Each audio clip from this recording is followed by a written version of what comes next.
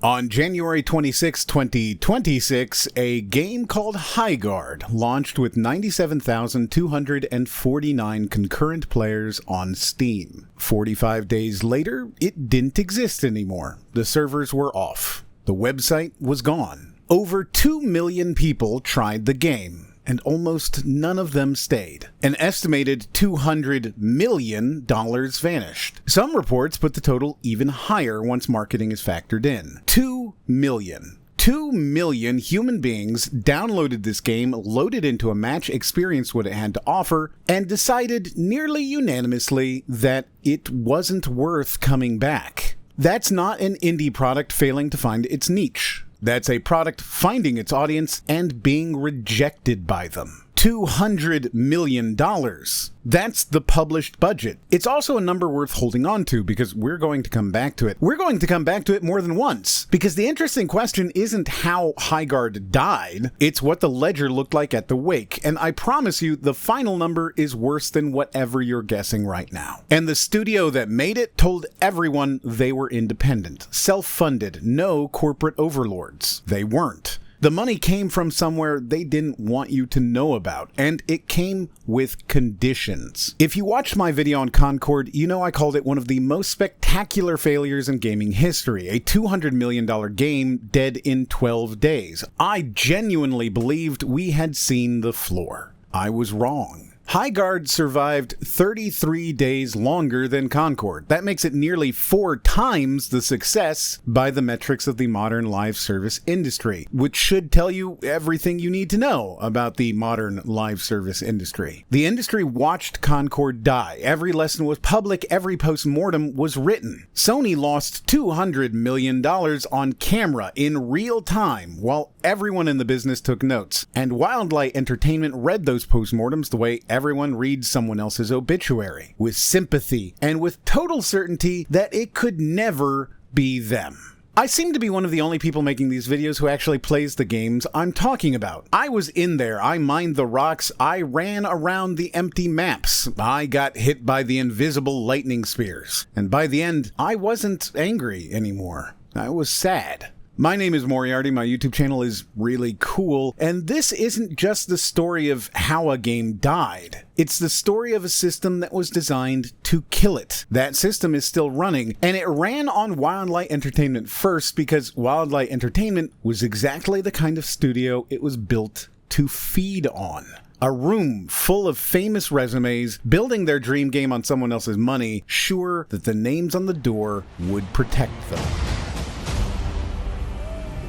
Nobody cares who you used to be. Players don't buy resumes, they buy games. But Wildlight Entertainment was built entirely on the opposite premise, the idea that assembling enough famous names in a room would be sufficient to guarantee a hit. Wildlight was founded in early 2022 by 3 Respawn alumni who had absolutely no shortage of confidence in themselves. Dusty Welch, former COO and general manager of Apex Legends. Chad Grenier, the game director who shepherded Apex through its biggest years. And Jason McCord, design director with credits on Titanfall and Apex Legends. Together, they recruited over 60 more veterans from Respawn and Infinity Ward, the studio behind Call of Duty. 60 veterans of Apex, Titanfall, and Call of Duty in one building. The resume stack was real. That part was never the lie. And the marketing leaned into it hard. Wildlight was sold as the minds behind Apex Legends and Titanfall. Grenier, in particular, spent the years before launch giving interviews about creative independence, about how Wildlight was going to prove that a small team of veterans could outship the big publishers, that the old model of executive interference was dead, that this was the future. He talked about breaking the millennial financial curse, the idea that this would finally be a studio where the people building the game got to keep a stake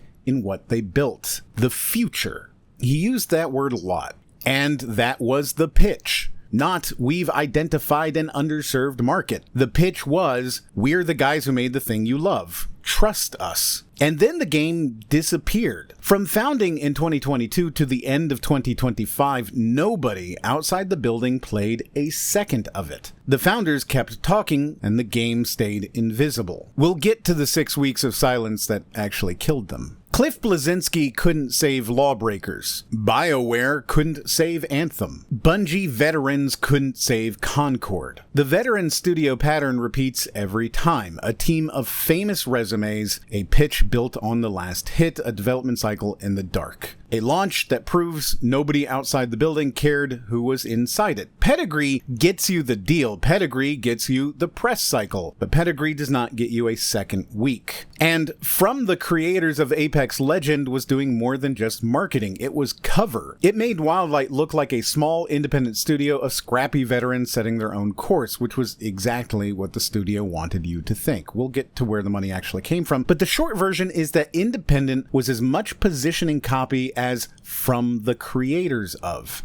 Both phrases were costumes. Wildlight was wearing two of them at the same time, and neither one was real. The Pedigree was a reference to a building these people no longer worked in. The Independence was a press release. Inside the building, nobody was questioning the costume. The problem with Pedigree isn't talent. It's that it creates an echo chamber. When everyone in the room has shipped a hit, nobody wants to be the person who raises their hand and says, "This isn't working." That's career suicide in a room full of legends, so nobody says it, and the problems compound. Former lead technical artist Josh Sobel described the internal culture at Wildlight as messianic. Developers were telling each other the game was lightning in a bottle. Leadership reportedly believed that nobody in the industry is worried this will fail. Nobody is worried this will fail. A debut game from a brand new studio entering the most saturated genre in gaming, and failure isn't even on the table. That's not confidence, that's religion, and religions don't respond well to evidence. Remember the word, messianic. It's going to keep showing up. It kept showing up for exactly 45 days. Here's what those days looked like. Before we do the autopsy, let me show you the body. January 26th, launch day. Highguard peaks at 97,249 concurrent players on Steam. That's a strong debut, not exceptional, not Apex Legends numbers, but solid for a new IP. Hold on to that number, 97,249, because it's going to turn out to mean something very different than anyone celebrating that night believed.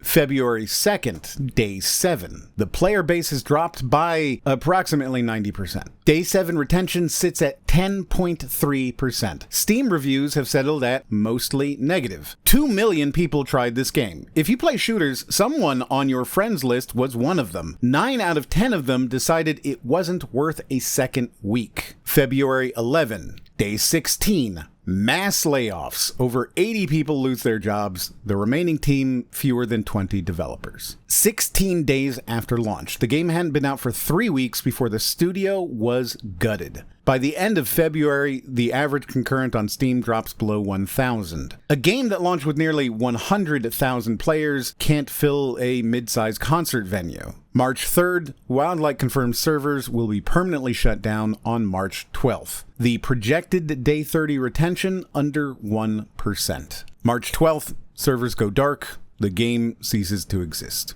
From 97,000 to 0 in 45 days. That's not a decline, that's not a slow bleed, that's a cliff. And the question that matters isn't what happened. We just saw what happened. The question is why? What killed this game so fast that it couldn't even survive 2 months? The answer starts with money, and where the money came from is a story nobody at Wildlight wanted you to hear. Before we follow their money, here's mine. The next minute is an ad. Bezi paid for it. That's the entire disclosure. It took 5 seconds. Remember how long that took. Now, you know where I stand on AI making art. I get accused of being an AI voice roughly weekly, and it never gets funnier. So here's why I took this one. Bezi doesn't make art, it doesn't write music, it doesn't write story, and it doesn't train on your project. It's a Unity assistant designed for the technical grunt work. It indexes your entire project, scripts, scenes, prefabs, all of it, and it's built to trace bugs across systems and turn hours of inspector clicking into minutes. Every change it makes waits on your approval, and one click undoes it. The developer stays in charge.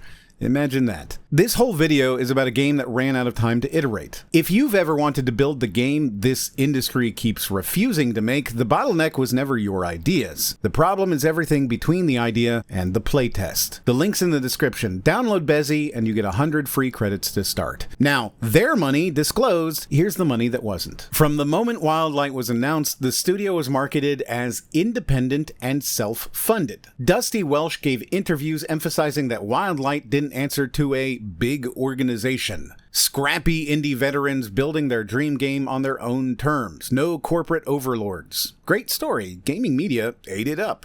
Here's what actually happened. Forensic reporting from Eurogamer, TweakTown, and others revealed that Wildlight Entertainment was essentially a shadow subsidiary of Tencent's TiMi studio group. The budget, that $200 million, wasn't venture capital or personal savings. It was a performance-based loan from one of the largest gaming conglomerates on the planet, and it came with strings that would make a marionette jealous. Here's how the TiMi model works, and it's the key to understanding everything about Highguard's death. Traditional game funding gives you a runway. If the game struggles at launch, there's usually months to a year to iterate and find your audience. Destiny found its footing. Final Fantasy XIV literally shut down and relaunched from scratch. These games survived because their publishers gave them time. Tencent's TiMi model, built for the mobile sector where they operate juggernauts like Honor of Kings that print billions of dollars a year, works completely differently. TiMi funds dozens of high-capital experiments simultaneously and treats each one like a bet at a roulette table. Every project has binary survival gates tied to player retention metrics. Hit the numbers, you live. Miss the numbers, you die.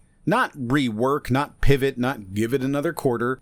Die. The survival thresholds: day 1 retention of 40 to 60%, day 7 of 20 to 30%, day 30 of 10 to 25%. These aren't aspirational goals. They are kill switch triggers. Miss them and the funding stops immediately. Highguard had 30 days to convince a spreadsheet it deserved to live, and it got 16. Now go back to launch day. Remember the number I told you to hold on to? 97,249 concurrent players, the best number this game would ever post. Wildlight's funding agreement required a top 10 global launch, an internal benchmark of 150,000 concurrent. The peak missed it by a third, which means the game was already dead at the exact moment its developers were celebrating. Nobody in that room knew it yet. The spreadsheet knew, and the retention gates went the same way. Highguard's estimated day 1 retention was around 25%, roughly half of the minimum target. Day 7 was at 10.3% you saw on the timeline, a third of what was needed. Day 30 was projected at under 1%. Every single gate missed, every single one. And so Tencent pulled funding 16 days after launch, not because somebody panicked, not because a boardroom had an anguished debate,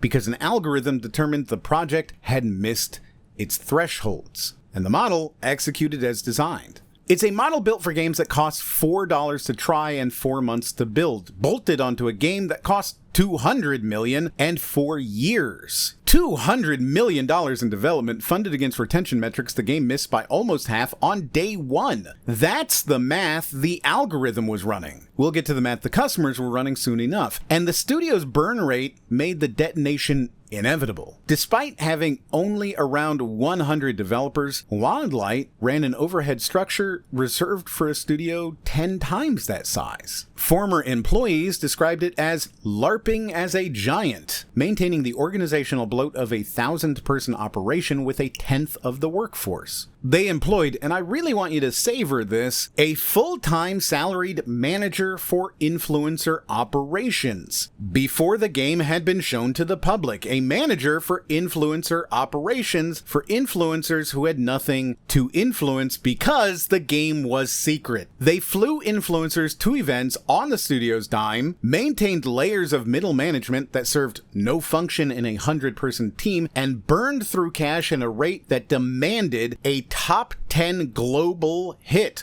Fortnite, Apex, Valorant territory just to break even. Not a hope, not a stretch goal, The plan, the actual load-bearing financial plan. When your entire business model depends on your debut game instantly rivaling the biggest titles on Earth, and your funding partner will execute the project the moment it misses a retention benchmark, you're not building a studio. You're building a bomb with a very short fuse. 100 people running an org chart drawn for 1,000. Not a startup acting like a startup. A church that hired the staff before it had a congregation. Messianic, like I said. And there was a geopolitical accelerant. Throughout early 2026, the United States government was actively reviewing whether to force Tencent to divest its stakes in Epic Games, Riot Games, and Supercell. Reporting circulated that officials had discussed Tencent's access to the behavioral data of American gamers as a potential intelligence collection source. If that framing is accurate, then the conversation in Washington wasn't whether Tencent had too much American gaming, the conversation was espionage. For Tencent, a $200 million failing investment in a US studio wasn't just a financial embarrassment, it was a politically radioactive one in a climate where every dollar of American exposure was being audited. Every incentive pointed towards pulling the plug fast and pulling it quietly. So that's the funding structure, a performance loan with kill switches, wired to a studio burning cash like it had 1,000 employees, all backstopped by a foreign conglomerate with its own political reasons to cut and run. The independent studio story was never real. The money was always conditional, and the conditions were designed for mobile games, not a AAA console launch that needed months to find its footing. So we know how the money killed the studio. But the money didn't empty the servers, the game did. Highguard didn't start as the game that shipped, not even close. The project began in 2022 as a survival shooter. Think Rust, with base building, territory control, and large-scale environments designed for lots of players. This made sense for the talent involved. These people built Titanfall's massive maps. They understood large-scale competitive environments. The survival genre was still showing growth potential. As a starting point, it tracked. Then, in January 2024, 2 years into development, leadership made the decision to pivot. The survival shooter became a raid shooter. The large-scale territory control became 3v3 competitive matches. Hero characters called Wardens were layered on top. A central objective called The Heart was added. The game that launched in January 2026 was a fundamentally different product than what was conceived in 2022. The studio's development culture was described as one game idea per day. Constant iteration and reinvention that sounds dynamic on paper, but in practice meant the project never really found a coherent identity. That phrase, one game idea per day, sounds like a compliment from the inside and a diagnosis from the outside. And critically, fatally, when they pivoted the game design, they didn't pivot the maps. The environments built for dozens of survival players remained geographically massive, but the game now had 6 players total, 2 teams of 3, 6 people on maps built for 60. Further, imagine loading into Valorant and being told, okay, but first, mine some rocks for 3 minutes. That was Highguard. You'd spend the opening minutes of every match running through enormous, mostly empty environments, swinging a pickaxe at resource nodes, looting crystals, gathering materials, and encountering 0 other human beings. I played matches where I didn't see an opponent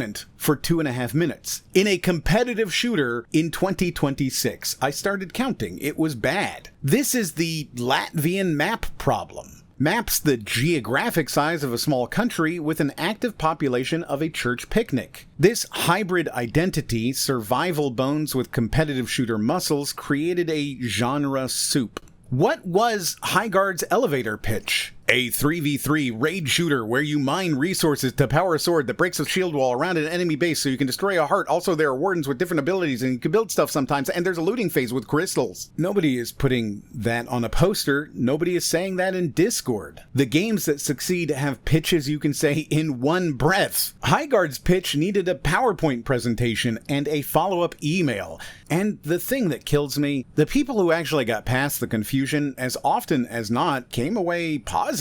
There was a glimpse of a good game buried in there. It was just buried under so many layers of design confusion that almost nobody could find it before they gave up. Even if the identity crisis could have been overlooked, even if players could have tolerated the mining and the emptiness and the confusing pitch, the gameplay itself had a terminal problem. The meta was broken from day one, and the dominant strategies made the game actively unfun to play. Here's how Highguard was supposed to work. 2 teams of 3 compete across 2 phases. In phase 1, both teams loot resources, build up their defenses, and search for the Shield Breaker, a powerful sword that lets you breach the enemy base's shield wall. In phase 2, one team uses the Shield Breaker to raid the enemy base and destroy their heart while the defenders fight them off. Conceptually, this is actually interesting, a competitive heist with fantasy weapons. I was genuinely intrigued when I first loaded in. Here's how Highguard actually worked. The community figured out within the first day that the optimal strategy was to do almost none of that. The dominant tactic was to stall into overtime. A team would secure the Shield Breaker early. The intended move is to carry it into the enemy base, past wave after wave of respawning defenders, and breach their shield wall. That's the raid. It's also the riskiest thing you can do in the entire game because die during it and the sword can change hands. So players ran the numbers and found the alternative.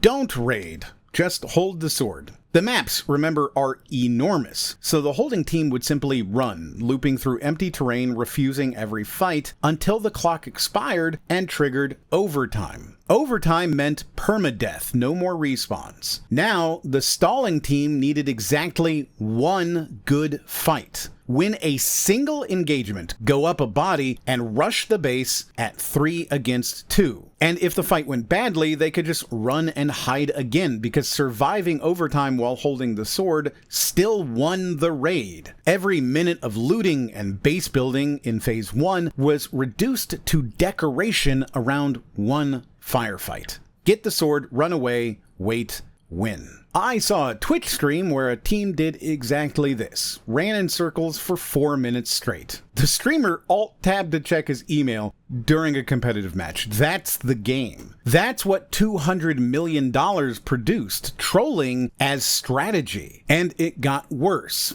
Advanced teams discovered self-capping, deliberately carrying the Shield Breaker back to their own side of the map and dropping it, forcing a 0-point stalemate that let them win on kill attrition instead of ever raiding at all. Past that, the exploit list gets almost comical. Respawn timer manipulation that punished the weakest player on the enemy team, bomb medallion tricks, perfect melee charges banked by punching walls during the looting phase. The individual details barely matter. What matters is the shape. Teams winning by intentionally losing, running away, and punching crystals. If a game designer described this meta in a job interview, they would not get a callback. Casual players, the people any live service game needs to survive, got demolished by coordinated teams running these exploits. Exploits they didn't even understand the mechanics of. The result was an avalanche of mostly negative Steam reviews calling the game sweaty and inaccessible. And crucially, these weren't bugs. They were emergent consequences of the game's own systems. The maps were too big to force engagement. Overtime was too punishing and too valuable. Raiding was too risky relative to stalling. Fixing them would have required fundamentally redesigning core mechanics. That takes months. Highguard had weeks. The meta exploits existed on top of a technical foundation that was actively hostile to its players. I experienced this firsthand and it was genuinely baffling. The engine was built for a survival game. Dozens of concurrent players, destructible buildings, complex physics simulation across massive environments. When the game pivoted to a tight competitive 3v3 shooter, nobody rebuilt the engine to match. They just changed the game on top of the same infrastructure. Remember, 1 game idea per day? The ideas changed constantly. The engine never did. Players reported that the game felt massively CPU throttled, with frame rates capping around 80 FPS even on high-end hardware. In competitive shooters in 2026, where 144 FPS is the baseline and many players target 240, that's like entering a Formula 1 race in a minivan. The culprit was the engine's inefficient handling of destruction physics and environmental syncing. Systems designed for a survival game where buildings are being demolished in real time, not for a streamlined arena with 6 players. But the visual problems were arguably worse than the frame rate. The game used aggressive temporal anti-aliasing and poor level of detail management that made everything universally blurry. Enemies were hard to track past 10 meters. Projectiles blended into the environment, and one warden, Atticus, otherwise known to the community as John Highguard, became notoriously overpowered not because of his base stats, but because his lightning spears were nearly invisible against the muddy backgrounds. Players joked you needed a NASA-level PC to see his attacks. I can confirm from personal experience, getting killed by Atticus felt less like being outplayed and more like being assassinated by a rendering error. To say nothing of the fact that this perpetual AoE was already nearly impossible to see given its size and the fact it could stick anywhere. In a competitive game, visual clarity isn't a luxury, it's the foundation everything else is built on. If players can't see what's killing them, they don't feel outplayed, they feel cheated, and cheated players don't stick around to see if things improve. They leave a negative review and they never come back, which is exactly what happened en masse during the first week. And the network code was the final insult. Desynchronization during shield breaker spawns, the single most important event in any given match, meant teams sometimes saw completely different game states on their screens. One team would see the shield breaker spawn at point A while another saw it at point B. The single thing the entire match was supposed to be about, who gets the sword, who controls the raid, was, on a non-trivial percentage of matches, a question the engine itself couldn't agree on. Imagine a chess match where each player is convinced the queen is on a different square. Whatever the two of you are doing, it is by definition not a game. Trophy and achievement tracking was unreliable, with players completing legitimate victories only to have their progress fail to register. For a competitive game where outcome matters, network instability is a betrayal of every minute the player invested in that match. All of these issues trace back to the same root cause. The engine was built for a game that no longer existed, and nobody did the foundational work needed to adapt it. The software industry calls this technical debt, and Highguard was leveraged to the hilt. They built a barn, they sized it for livestock, but then someone put candles on the tables and called it a restaurant. The game was broken, the funding was a trap, and then the marketing made sure everyone knew it. Wildlight's original plan was an Apex Legends-style shadow drop.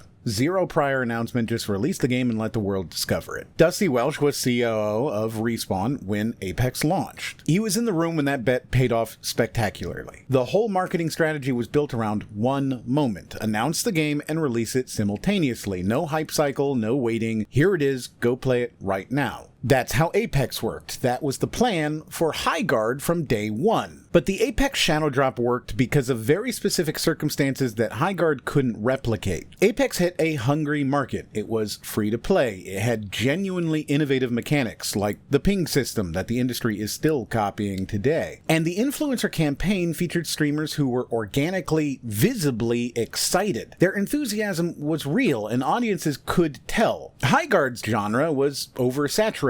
Its mechanics were confusing and derivative, and the internal playtests were conducted under idealized conditions. Developers sitting next to testers with microphones on, narrating the convoluted mechanics in real time. Of course, the testers understood the game. Someone was literally explaining it to them as they played. These playtests were designed to confirm the messianic vision, not to challenge it. And then... You know, sometimes our last reveal at the Game Awards is a teaser for something years and years away. Not tonight. Jeff Keighley got involved. According to multiple developers at Wildlight, Keighley visited the studio sometime in 2025, played Highguard, and loved it. He came back to them with an offer. Let me put this in the Game Awards. Here's what's important to understand. Wildlight didn't ask for Highguard to be the final reveal of the show. Multiple reports confirm the finale placement was Keighley's decision, not theirs. The studio had a strategy, the Shadow Drop, designed around the specific strengths of their situation. Keighley's offer blew that strategy up and replaced it with something fundamentally different. A traditional hype reveal followed by weeks of silence before launch, and the studio understandably said yes. As Welch put it, as an indie who was unknown by choice, who wouldn't jump at the chance? So now you have a game whose entire marketing plan was, and you can play it right now, being revealed 6 weeks before launch with no playable component. The one thing the Shadow Drop was designed to do, let the game speak for itself immediately, was now impossible. Instead, a rushed trailer would have to do all the talking, and it would have to do that talking from the most high-pressure slot in gaming. The 2025 Game Awards had been surrounded for weeks by speculation that Valve would finally announce Half-Life 3. Keighley had been doing his usual thing in the weeks before the show, posting cryptic images and teasing reveals, which is what Keighley does every year to drive engagement and viewership. Half-Life fans who have spent 18 years in a state of perpetual near-religious hope had convinced themselves that this was finally the moment. The finale slot, the biggest possible stage. It had to be something enormous. The audience that night had been waiting for a future that was promised in 2007. Chad Grenier had been promising a different future since 2022. The viewers in the room were sitting in the gap between those two timelines, two congregations waiting on two different prophecies, hoping the older one would finally resolve. Then, Keighley walked out on stage and told the audience, this final reveal was from the creators of Titanfall and Apex Legends. He marveled that it hadn't leaked. The audience, primed for Half-Life 3 or now a Titanfall successor or something at the scale that slot demands, watched as the trailer revealed and ride without rest.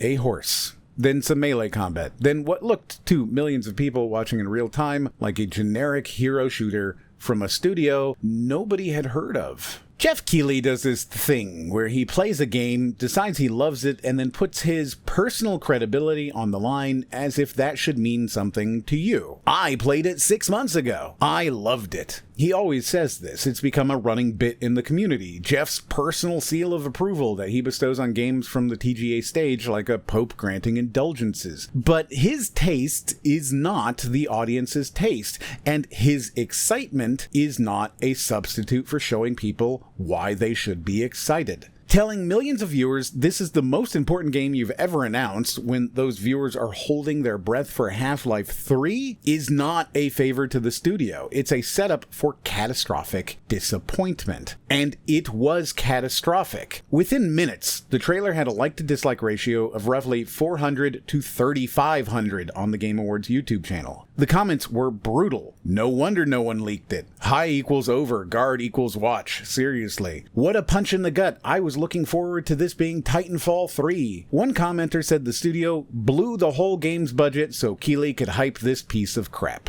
One popular YouTuber called it the most aggressively generic reveal we saw the entire night. And the Concord comparison started immediately. The spiritual successor to Concord label attached within hours. 6 weeks before launch, in front of a global audience of millions, the Messianic Conviction met its first congregation, and the congregation booed. The faithful watching from inside the studio took the booing as proof the audience didn't get it yet. They would, eventually. The faithful are always sure of that. CEO Dusty Welch later claimed the studio got this prime slot for free because Keighley was a friend of the studio. Free. $1 million ad because Jeff was feeling generous. That narrative collapsed almost immediately. TweakTown and others reported that Tencent's senior vice president, Stephen Ma, holds a permanent seat on the Games Award Advisory Board, the board that helps structure the show's content and partnerships. Tencent was Highguard's undisclosed primary financial backer. Stephen Ma is Tencent's senior vice president. Stephen Ma sits on the advisory board that helps decide what gets shown at the Game Awards and in what order, and the game backed by Tencent's money got the most valuable slot in the show for free from the host who sits on the same board as Tencent's SVP. If you've seen my video on the Game Awards, you know I have long-standing concerns about transparency at that organization.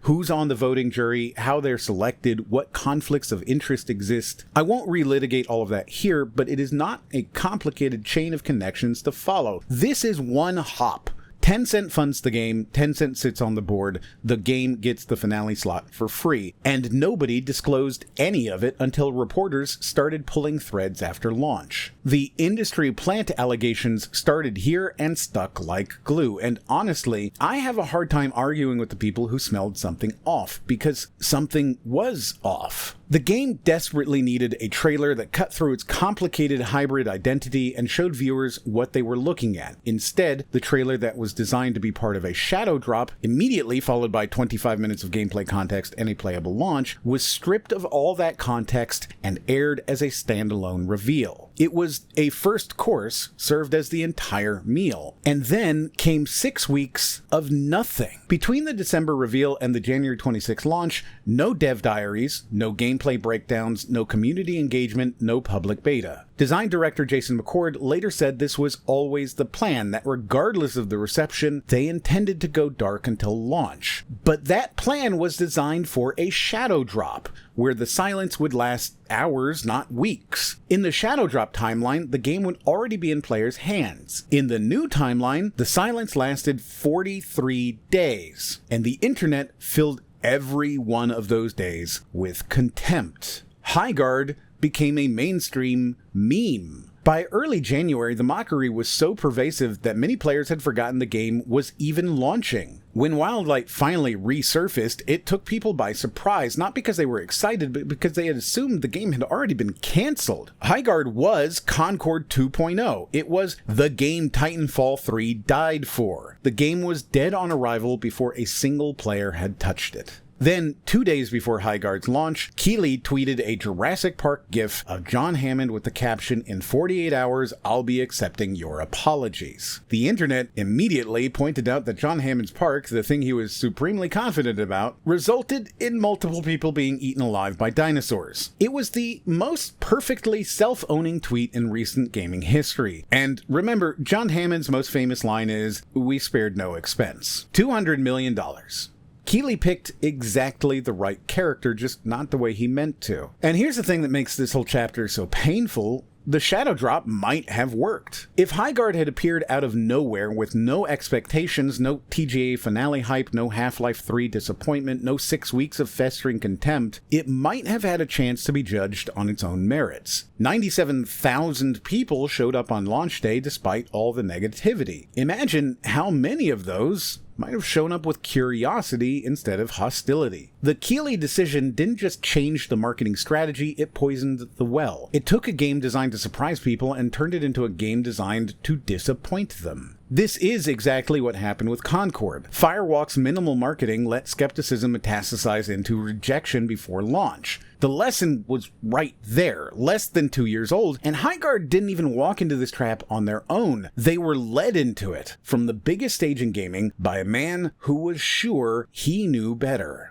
Here's the detail that reframes the entire story, and it's one that makes me genuinely sad for the people involved. After the collapse, game director Chad Grenier admitted in a series of social media posts that Highguard was released with a, quote, limited feature set because the studio had simply run out of time and money. The decision to launch wasn't driven by confidence, it wasn't a strategic power move, it was desperation. The studio hoped for a No Man's Sky style recovery, ship whatever you have and fix it later. This directly contradicts the shadow drop mythology that had been central to the studio's identity. They didn't launch by surprise because secrecy was the strategy, they didn't go dark for 6 weeks because they were building anticipation, they launched because they were running out of runway and prayed, genuinely prayed, that revenue would buy them time to finish making the game they'd originally envisioned. The game that shipped wasn't the game they wanted to make, it was the game they could afford to ship before the money ran out. And the signs of that desperation were everywhere if you knew where to look.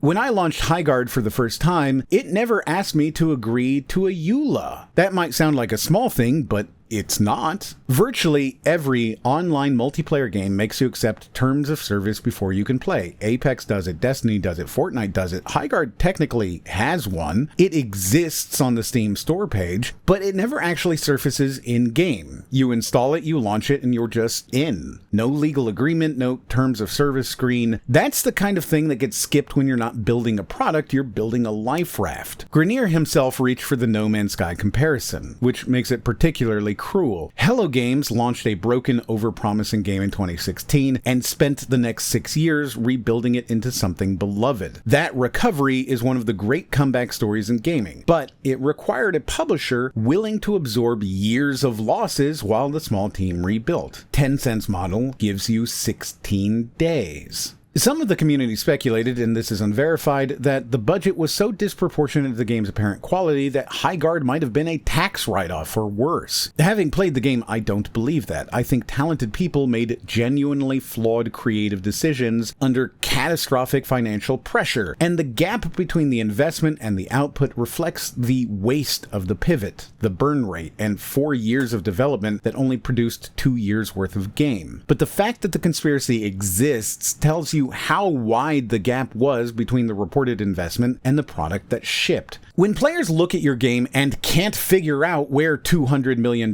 went, you have a narrative problem that no patch can fix, which did not stop 20 people from trying to patch it anyway. Let me be fair about something first, because this video doesn't make sense without it. Highguard wasn't worthless. The core combat had real weight. The warden abilities created genuine strategic moments. The rapid 3v3 clashes, when they worked as designed and weren't being stalled into oblivion, offered a competitive experience genuinely unlike anything else on the market. When they worked as designed is doing an enormous amount of heavy lifting in that sentence. But the potential was real, and the people who built it knew that better than anyone, which is how you get this. The remaining skeleton crew, fewer than 20 people, shipped an episode 2 content update just days before the servers went dark forever. They added Econ, a new warden. They added Skydrift, a map that was incredibly even larger than the previous ones. In a game whose single most common complaint was that the maps were too big, they shipped a bigger Latvia. The new 5v5 mode was supposed to address the emptiness, but the engine that had already choked on 6 players now had to handle 10, and they added skill trees and account leveling, a progression system for a game with 7 days left to live. Nobody plants a garden in a house scheduled for demolition unless the demolition wasn't their decision. And the updates were good. Unbalanced, sometimes outright broken, but aimed with real precision. Almost every single upgrade removed a pain point from the launch complaints. An upgrade that mined minerals in a single hit, faster movement, longer zip lines, teammates responding directly on you, shields for destroyed walls, skills that gave purpose to mechanics or removed the annoying ones and smoothed the speed of fun. The problems were fixable. The fixes just arrived after the sentence had already been passed. But here's the thing that got me, the thing I keep thinking about. In the game's final days, a small community of trophy hunters, the completionists, the people who race to finish games before achievements become unobtainable, poured into Highguard. These people knew the game was dying, they knew the servers had a countdown clock, and they chose to experience everything it had to offer anyway. They saw a doomed game and chose to be there at the end, not out of obligation, not for content, not to dunk on it, but because underneath the technical debt and the design confusion and the broken meta, there was something worth experiencing. Something that, with time and patience and a publisher who gave a damn, might have become something real. These 20 developers were performing CPR on a patient whose death certificate had already been signed, and a handful of players held their hand while they did it. There's something weirdly beautiful about that, and something deeply sad. And here's the part that should bother you the most. None of it, not the countdown, not the layoffs, not the CPR, was an accident. I've been drawing comparisons to Concord throughout this video, and at this point you might be thinking, okay, same story, different logo. It's not. Concord should scare you less than Highguard does. Concord was incompetence. A publisher and a studio that didn't understand their market, didn't test their product, and didn't give players a reason to pick them. But at its core, Concord was a human failure. Sony saw 700 concurrent players at peak, experienced something between shock and horror, and pulled the emergency brake. It was reactive, it was messy. People who genuinely believed in the product were blindsided by its rejection. Highguard is something else entirely. Highguard is a system designed to produce this outcome. There was no panic at Tencent headquarters when Highguard's retention numbers came in. No anguished boardroom debate about whether to give the team more time. No sleepless night for an executive weighing the human cost against the financial reality. There was a spreadsheet, and a retention threshold, and an automated kill switch. When Highguard missed its Day 7 benchmark, the model did what it was designed to do: liquidate. The process was as emotional as a bank closing an overdrawn checking account. The human costs, the 80-plus layoffs, the shattered promise to break the millennial financial curse, the developer who deleted all his social media in anguish and later came back to publicly voice his regrets, isn't a bug in the system, it's a feature. And the human cost is now a legal one. In April 2026, multiple law firms opened investigations into whether Wildlight violated the WARN Act, a federal law that requires 60 days of written notice before mass layoffs. Wildlight gave 0 days, no notice. They went from launch to mass layoffs in 16 days, completing the entire firing process in about a quarter of the warning period American workers are legally entitled to. The WARN Act applies to companies with 100 or more employees. Wildlight had around 100. The studio that spent 4 years LARPing as a giant, the 1,000-person org chart, the influencer department, the Beverly Hills address, whether it was big enough is now a threshold question for federal litigation. The costume might turn out to be the most expensive thing they ever bought. If those investigations land, Wildlight and possibly Tencent, the shadow parent, could be on the hook for back pay and benefits. The same employees the algorithm classified as disposable inputs may turn up holding legally enforceable rights the algorithm was never programmed to recognize. Tencent's model did exactly what it was designed to do. It just turns out the thing it was designed to do is potentially a violation of federal labor law. A machine engineered to be so cleanly disconnected from human consequence that it never checked whether liquidating an American studio was legal. It's the expected output of a model that funds dozens of projects knowing most will fail, treating human labor and creative investment as disposable inputs in a statistical equation. 9 projects die, so the 10th can become the next honor of kings. That's the math, that's the model, that's by design. Concord was a one-time mistake that Sony will never repeat. They learned their lesson. It cost them $200 million in tuition,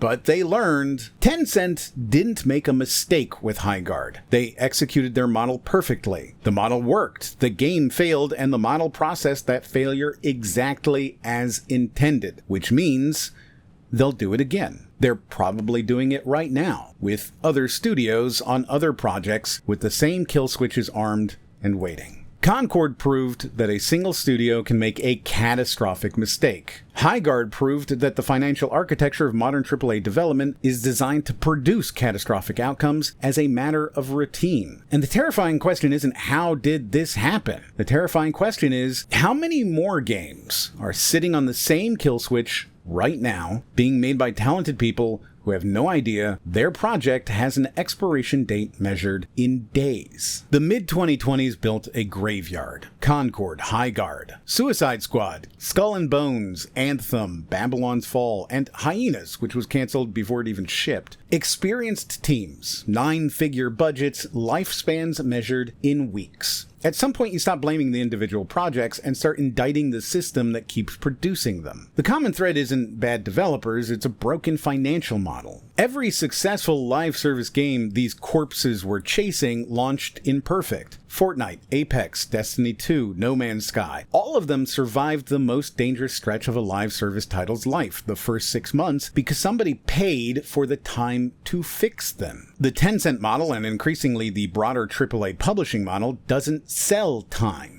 When funding is contingent on hitting mobile game retention metrics in the first week, you don't get a rocky launch followed by a patient rebuild. You don't get to iterate your way towards greatness. You get 16 days and then you get a shutdown notice. The only games that can survive this funding environment are the ones that are essentially perfect at launch, but no live service game in history has been perfect at launch. The entire product category is built on the assumption that the game will improve after release. The funding model is actively hostile to the product category it's trying to create. That single contradiction is the thesis of this entire video. And the cheapest possible proof that none of this was inevitable? A public beta, a real one. Remember Wildlight's internal playtests? A developer at the tester's elbow narrating every mechanic in real time? The opposite of that. Thousands of strangers playing unsupervised and trying to break the game, because that's what players do. A public beta would have surfaced the Shieldbreaker stall within the first afternoon. It would have exposed the map problem immediately, because you cannot hide 3 minutes of mining rocks without seeing another human being. The onboarding confusion, the blur, the CPU choke, these were not subtle problems requiring months of data analysis. These were first session, first match problems. Smaller maps, obviously. Concord didn't run a meaningful public test. Highguard didn't either. They died the same death for the same reasons, and either one could have diagnosed itself for the price of a weekend.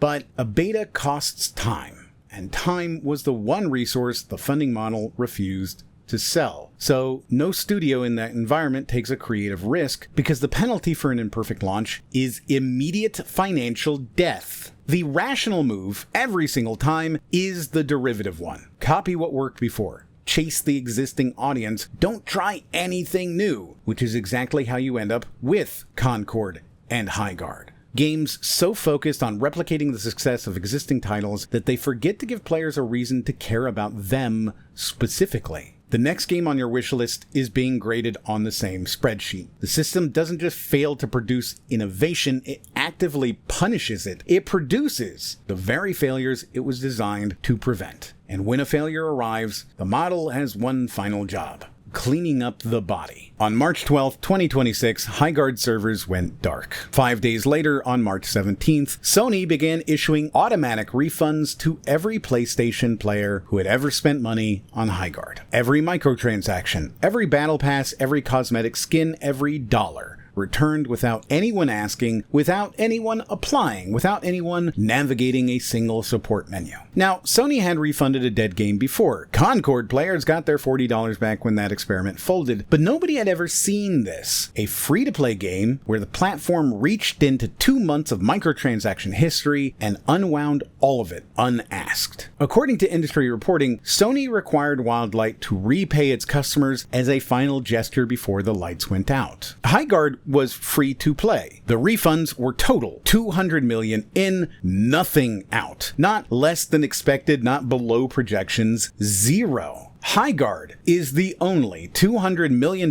product in history to end its life with a customer balance of exactly zero. Every receipt refunded. This game wasn't just shut down, it was erased, transaction by transaction, until the record showed it had never earned a single cent. 2 million people tried this game, and the ledger now says not one of them was ever charged for the privilege. Around 100 people lost their jobs. Real people who had left stable careers at Respawn and Infinity Ward to join the studio that promised to break the millennial financial curse. And while Sony was returning every dollar those employees' former customers had spent, the Department of Labor was beginning to examine every dollar the employees themselves were owed, right alongside the Warren Act investigations you already know about. 2 repayment operations running at the same time on opposite sides of the same books. Sony pushing money back to the customers, the Department of Labor and its lawyers pulling money forward for the workers. The model was built for a clean exit, and it produced the messiest one in recent gaming history, unwound line by line in both directions at once. And the studio that made it,